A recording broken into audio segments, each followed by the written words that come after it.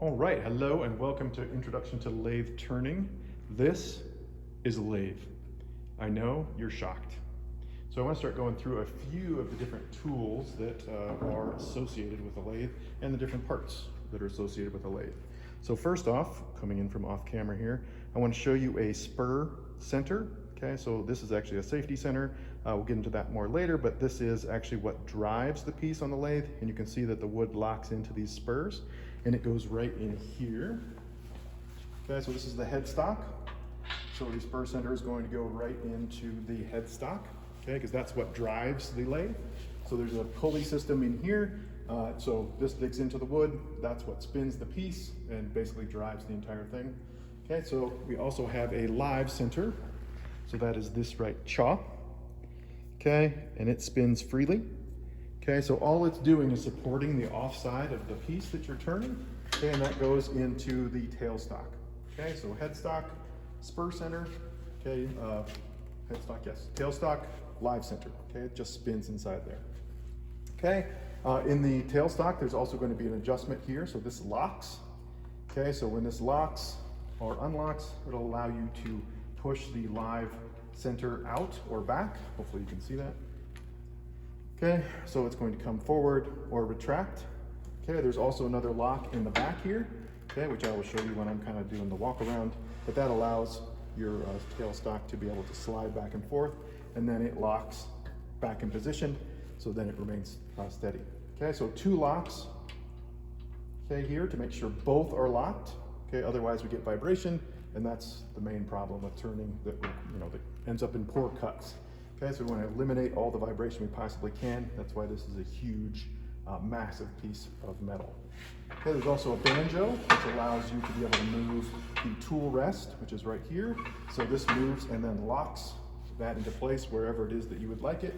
There's also a tool rest here, and also different size tool rests, depending on what kind of work you're doing. There's also shaped ones and all that stuff. But just know for now that the banjo holds the tool rest. Okay, another lock here, okay, and then another lock here, which holds everything in place. So I'll move that back a little bit.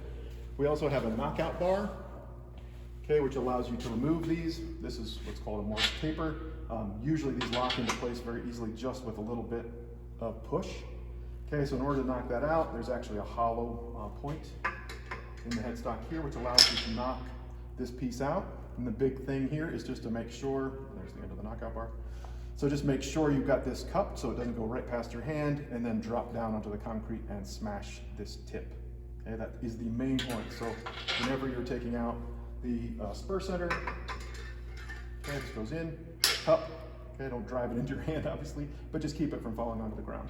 So I'm going to go ahead and leave that out for now. I'm going to turn on the lathe here in a second, and I don't want that to also drop out onto the floor. So just know if you don't have stock here in between these two pieces, pressure is really and the taper is the only thing kind of holding these pieces in place. So just make sure before you turn anything on, you've got all these pieces knocked out. This also has a knockout spot there, so just make sure it's cupped, does not fall.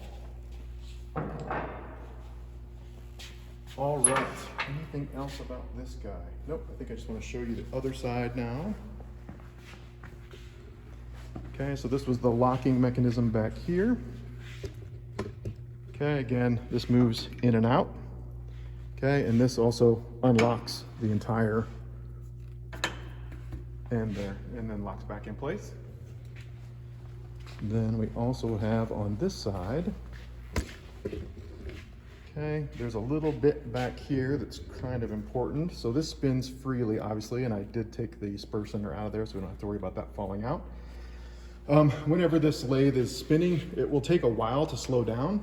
So a good rule of thumb is just to always, as it's spinning, to go ahead and use an open palm underneath on the wheel to stop the spindle from turning.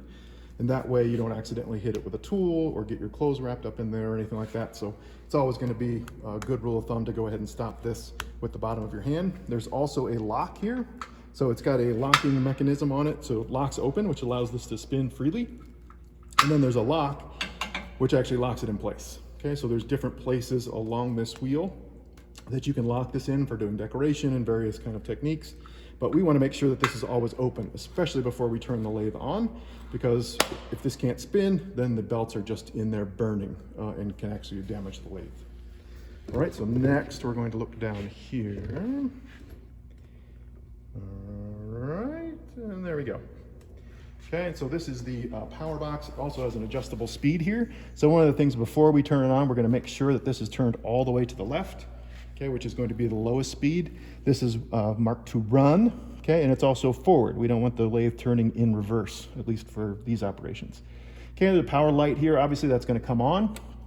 Okay, so that means we turn the speed all the way down, but there is power going to the lathe, so this lathe is now on. Okay, so if I turn this now to the right, it'll give me a certain speed. Okay, further to the right, it'll increase the speed.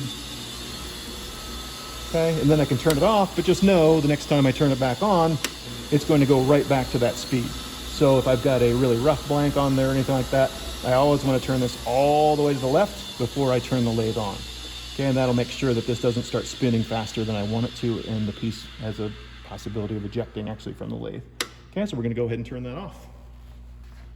All right, so this, my friends, is the lathe. Okay, look forward to having you in class.